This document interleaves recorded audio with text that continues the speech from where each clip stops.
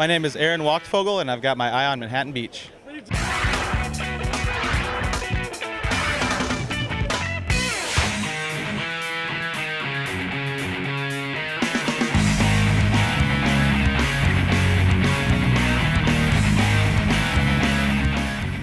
Mayor of Manhattan Beach, Mitch Ward, on what he digs most about volleyball. Just to see the spikes. I mean, it's just nothing more incredible to see these guys and gals jump up so high and just pound that ball down. These guys, these professionals, when they spike, it is barreling through, and you don't want to be in the way. We checked in with Mark Lehman, the Recreation Services Manager of Manhattan Beach, about the crown jewel of Pro Beach Volleyball. So here's what he had to say. People were excited that it was a throwback celebration of 50 years of beach volleyball, and just a lot of community support for this event. Well, my role has really just been facilitating the operations and making sure everyone's working together to make it as smooth as possible with the timeline that we were given, and just partnering everyone together, working with the tournament director, the various departments within the city, the county, and of course working with the players to make it a successful tournament. Okay, welcome back to the men's finals of the 2010 Manhattan Beach Open, the 50th anniversary, right here on Ion Sports. He's going to have to change his style pretty fast, pretty radically if he wants to score some points. And really it's going to be up to Billy. With the big court here, if Billy can't make the hitter do something different or make him make a mistake or block a few balls, it's going to be very tough for them. In this big court, I think the block is critical. Camacho about 33 years old. Strickland just below that. And that is another ace serve, guys. And right now, Rosendahl and Wachtfogel are making a run. Randy? They're running away with this game right now. I think scores 2-12. But, you know, they're really kind of being smart right now. They're going to Billy Strickland. I always felt like it was very a smart play to go to the opponent that was the partner that was going down and kind of feeling it a little bit, meaning Camacho. You know, he's feeling like he's getting a little bit fatigued, and he looks like he's about to cramp a bit.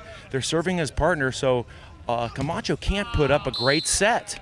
And that's where there's points being scored, and whether they're taking that strategy, they're doing the right thing right now.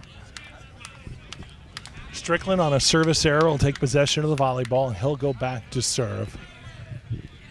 I just heard Camacho say he's getting his second win. It's a good time to get it now. Here comes Billy up to block. He's going up against Wachtfogel, and he gets it, and a little celebration there.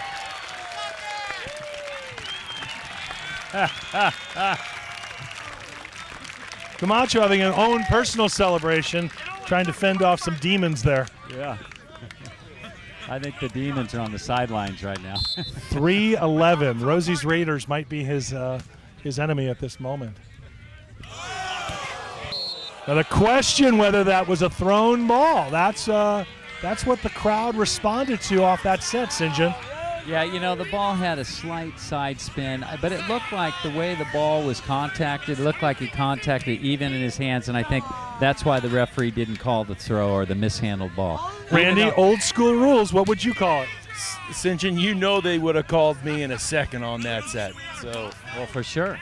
Yeah, if Mingus were playing, he would have called it before it hit the fingers of the setter. Yeah, right.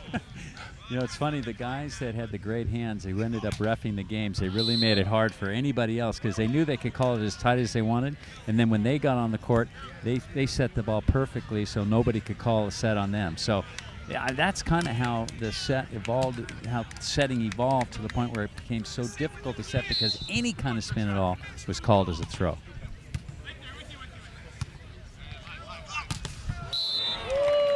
Aaron coming down with a big bang across the court.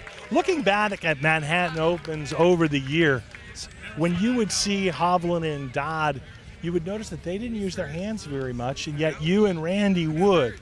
Why is that?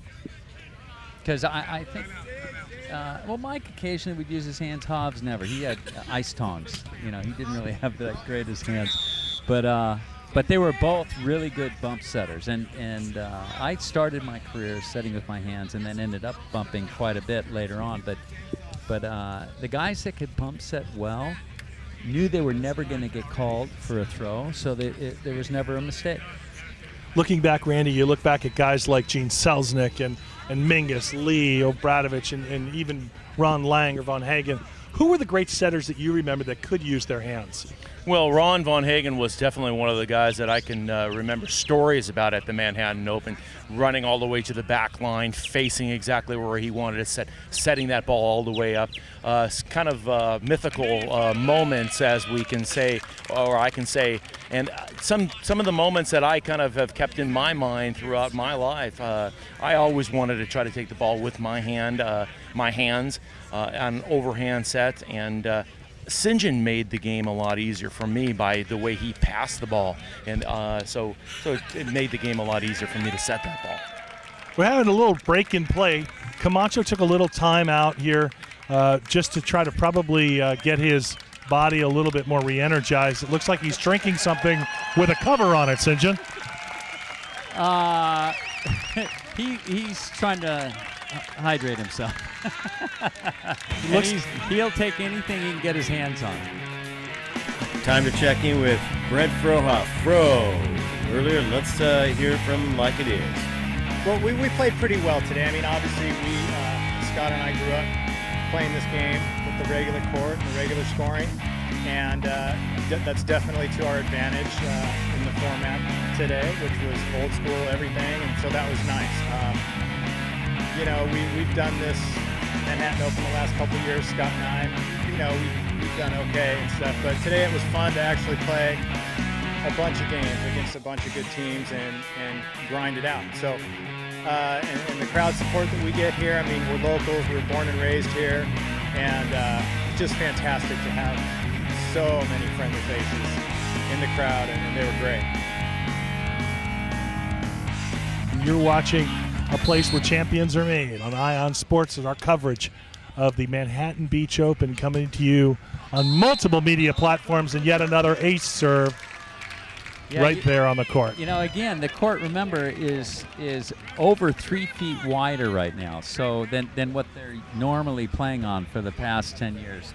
So when the guy goes back to serve, the players have to separate even more so that they can cover from the line to the middle of the court, and it leaves a bigger space in the middle open. And when these guys are jump serving hard, ball's coming quick, if they get it right between the players and there's any indecision by either one of them, that's going to be an ace. Wachvogel and Rosenthal at 12. Strickland and Camacho at 3. This is Sean Rosenthal back to serve. Rosie, captain of the Raiders, that's his crowd that's here in the South Bay cheering him on. There's a little cut shot and can't pull it up. Yeah, you know what? Camacho has an incredible cut shot. I've been watching him all day long, and I'll tell you, even when it looks like the defensive player is in a good position to get a cut shot, he finds a way to get it inside of that player, cutting it across the net and having it drop. Spectacular day to play the 50th anniversary of the Manhattan Beach Open. There's a short serve, and it comes back down on 1. That is good for a point. Yeah, that short serve. Again, the players are a little deeper into the court, ready for a deeper serve, and if you can get a nice short serve that just drops over the net, makes it very difficult. Not only is it difficult just to pass the ball, but then they have to back up and get an approach to make a good hit.